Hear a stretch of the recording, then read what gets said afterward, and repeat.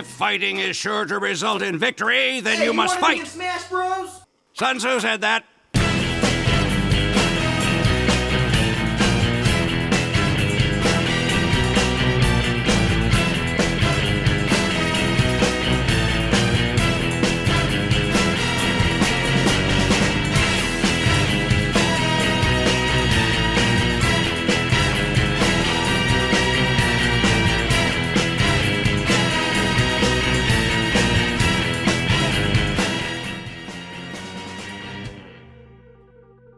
The Soldier! Job, shock and awe. Real name? We actually don't know. Instead, he just goes by his alias, Mr. Jane Doe. I don't know if this is because he's trying to hide his real name, or if he just forgot what it was, but honestly, I wouldn't be surprised if the latter case were true. The Soldier is insane! At first, you may just think of him as your overly extreme American patriot, but it's way worse than just that.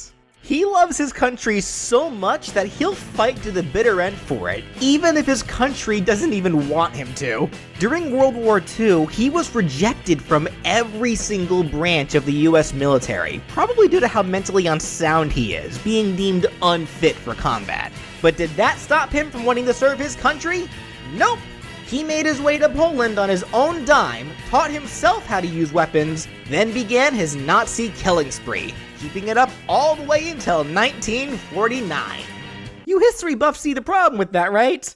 World War II ended in 1945! I mean, it was just Nazis that he went after, so it's not like anything important was lost, but still! He's unhinged, crazy, extremely dangerous, and someone still decided to hand him a rocket launcher.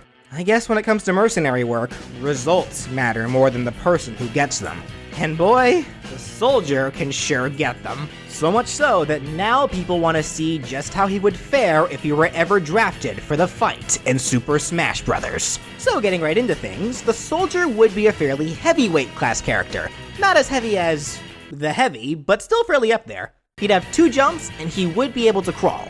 Oh, and before anything else, let me just rip this band-aid off now. Soldier can deal random crits. There's a 2% chance that any one of Soldier's attacks can deal double damage. Okay, now with that out of the way.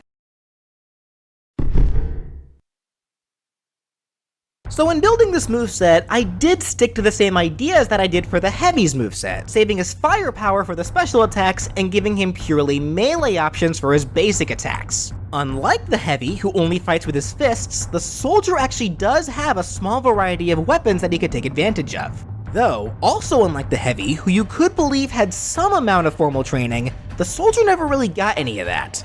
Remember, he was rejected from the army, so any kind of fighting style he has would have to have been self-taught, or at the very least could be military combat that he has to improvise, mostly to help his own deluded fantasies about being a real US soldier. Add in his own crazed personality, not to mention his lack of basic understanding for anything related to the Geneva Convention, and you have yourself a dirty fighter who will do anything to get his results. But now getting into the moves that get these results, starting with his jab, he'll have a 3-hit jab where the Soldier uses his default weapon of choice, his shovel. The 3 hits reference his 3 melee attack animations, with the first hit having him swing the sharp side of his sword forwards from right to left, then follows up with a left to right swing with the flat side of the shovel, then ends with a high to low swing with the sharp side of the shovel once again.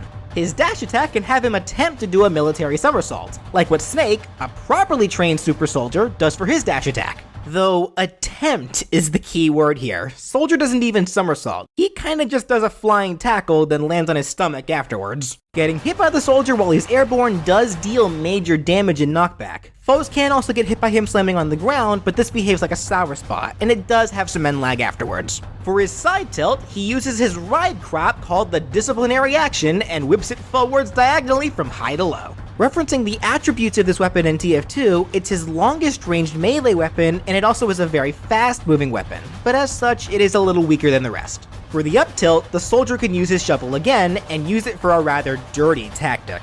Literally. It has Soldier dig the shovel into the ground, then swing it upwards from low to high above himself, and at the same time, this also causes dirt to be flung into the air. Getting hit by the dirt deals small flinching damage, whereas getting hit by the shovel deals the big launching damage. The down tilt can have him whip the disciplinary action at the ground in front of himself. Again, it's weaker, but it's very quick and is great for combo setups. For the soldier's side smash, he'll use a third melee weapon of his choice, a pickaxe called the Escape Plan, and swing it overhead from back to front, sticking it into the ground. Referencing the attributes of this weapon, this side smash comes out incredibly fast, but it does leave the soldier vulnerable afterwards for an uncomfortable amount of time. Referencing how the soldier is forced to take mini crits for a small bit each time he puts the escape plan away. The up smash can also be the escape plan, but this time having him swing the pick overhead from front to back. And just like the side smash, fast startup, but lots of end lag. For his down smash, he'll go back to using his shovel for another literally dirty tactic. He starts by stabbing the shovel into the ground in front of himself, which acts as the first hit of the move. Then he immediately pulls the shovel through the dirt to swing it behind himself and to fling dirt behind himself as well. Like with the up tilt, the dirt only deals flinching damage, but getting hit by the shovel is a bit more awkward for foes. The first hit where he stabs the shovel into the ground doesn't launch foes. Instead, it latches onto them, then they're only launched after being dragged through the dirt and hit by the shovel's second attack, making it so that this down smash is only ever able to launch foes into directions behind the soldier. After all, only he wants to be on the front lines. For aerials, his neutral air can have the soldier extend his limbs out and turn his whole body into a hitbox. He holds that pose for a bit, is at its strongest during the early frames, and quickly weakens until the attack concludes. The forward arrow can have him swing the escape plan forwards from high to low. And just like for the side and up smashes, it's very fast, but it does have a bit of end lag. The back arrow can have the soldier spin and swing his shovel horizontally to the back, a move that can reference the attack that he does to that spy in the Meet the Soldier video. The up air can have the soldier take advantage of his hard helmet and do an overhead headbutt from back to front. And the down air can have the soldier try to shove his gunboats into the foe's cranium and start stomping his foot downwards multiple times. This attack can spike foes with the final stomp, but only if every single stomp is successfully able to connect with the foe in one go.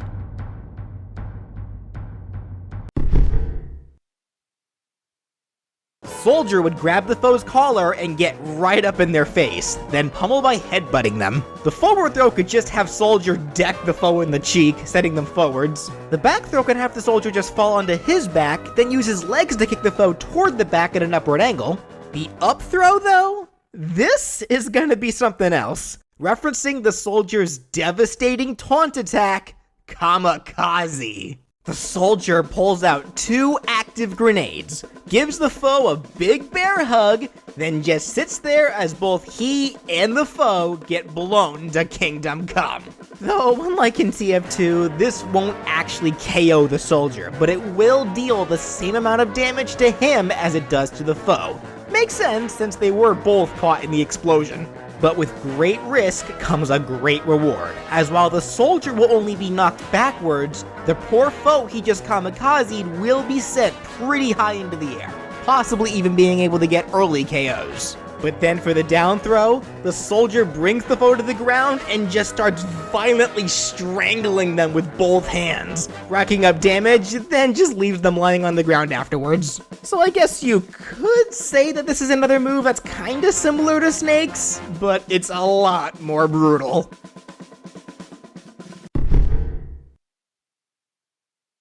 Now getting into the real firepower for the soldier's neutral special. He'll pull out his powerful rocket launcher. Tapping the special button will have the soldier simply fire a rocket straight forwards. It flies pretty far, and after either reaching its peak distance or if it collides with something, or a very unlucky Psalm 1, it causes a fairly large explosion, one that can hurt any player within range, the soldier included. If you hold the special button down instead though, the soldier will ready his launcher but won't fire it. Instead, this allows you to aim the rocket launcher into any chosen direction, then he'll fire it as soon as you let the button go. And not only can you aim it while holding the button down, you can also walk, jump, and even crawl while aiming it, giving the soldier a lot more possible mix-up options. For his side special, just like the heavy, he uses your run-of-the-mill shotgun. He fires a short-ranged blast forwards that spreads out and weakens the further it goes. So of course, this is much more effective on foes right in front of the barrel. The blast from the shotgun does also have a higher chance to crit than normal. Now for the soldier's up special, he'll actually have 2. One for on the ground, and one for in the air. If on the ground, the soldier will perform his iconic rocket jump. He aims his rocket launcher at his feet while jumping at the same time, and it propels him incredibly high into the air. This would be a great move for follow-ups, for breathing room, or even as a get-off-me tool, since the explosion that propels the soldier into the air can also hurt nearby opponents. But using the rocket jump will deal a small amount of damage to the soldier as well, but not a whole lot, since he will be wearing his gumbo boots. Now, since the rocket jump only works on the ground, he will do something completely different if he uses up special in the air. It'll have him use the grappling hook, a device that any of the mercenaries can use in the manpower game mode. Yes, even the heavy. Quick confession, literally the only reason why I didn't give the heavy this as his up special back when I made that moveset was because I didn't know about it. So I won't even front. While I do like the uppercut special that I ended up giving him, if I did know about the grappling hook at the time, I more than likely would have given that to him in a heartbeat. Put that aside and back to the soldier, the grappling hook is just your run-of-the-mill tether move. He shoots it upwards and it can latch onto ledges for tether recovery, and if it latches to a foe, he'll pull himself to that foe and just puts himself in front of the foe while they have a bit of hit stun, allowing the soldier to perform any kind of follow-up he wants. And finally, for the soldier's down special, this could have him use an item called the Buff Banner.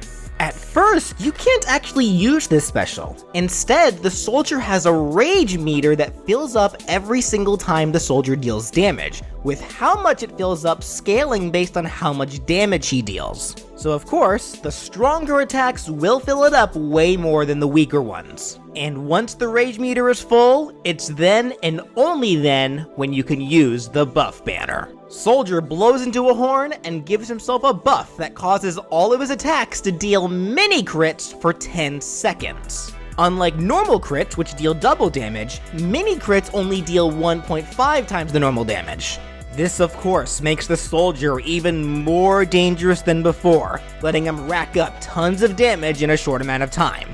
I mean, so long as his foes don't try running away from him during the buff, that is. Once the buff runs out, the rage meter will go back to being empty and will have to be filled back up in order to be used again. I should also mention that the soldier getting KO'd will cause the rage meter to be depleted to empty, and getting KO'd while having the Buff Banner buff will cause him to lose the buff. And lastly, just like in TF2, using the Buff Banner during team battles will actually cause all of Soldier's allies to also gain the effects of the Buff Banner, making it so that the soldier's teammates are also able to deal mini crits for 10 seconds at a time.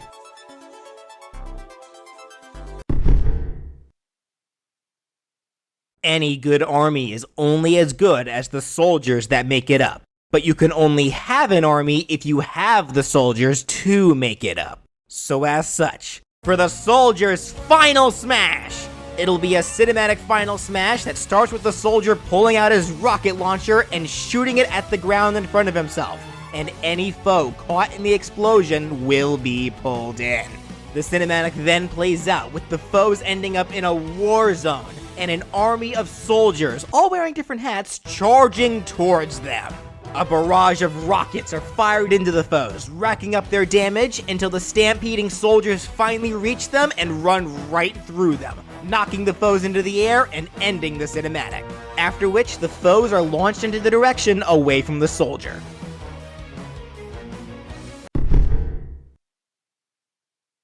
For colors, he can have the same consistent ult that I gave to the heavy, starting with the red team colors, then the blue team colors, then a gray ult based on Gray Man, then purple based on the Administrator and Miss Pauling, then yellow, then green,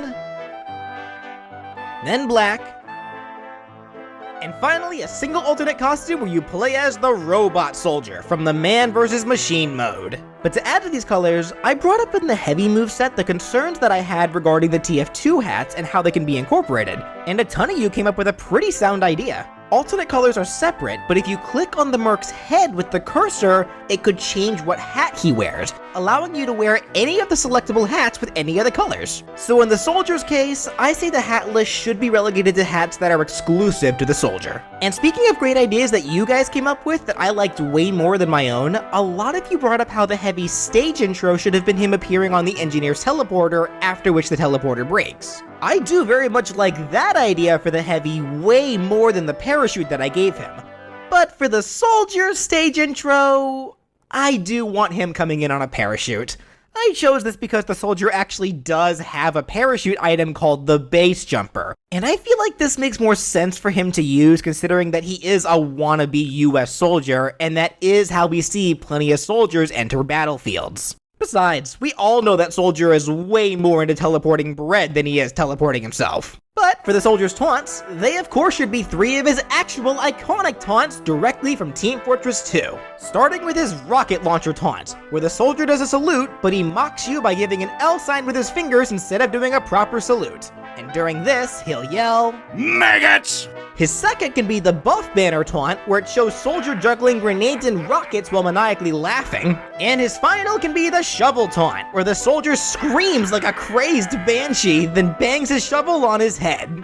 And finally, for his victory animations, his first can have soldier give his foes a proper American send-off and do the shotgun taunt. He fires his shotgun into the air 3 times, after which he salutes and yells, Booyah! His second can be his fresh brewed victory taunt, having the soldier put his foot on a bag of coffee beans and takes a big sip from a cup of coffee. Then he lets out a big And his final victory animation can be his soldier's requiem taunt, having soldier put down a poorly made tombstone that reads, Here lies maggot, I win, the end. He then takes a knee to pay his respects and says, You will not be missed.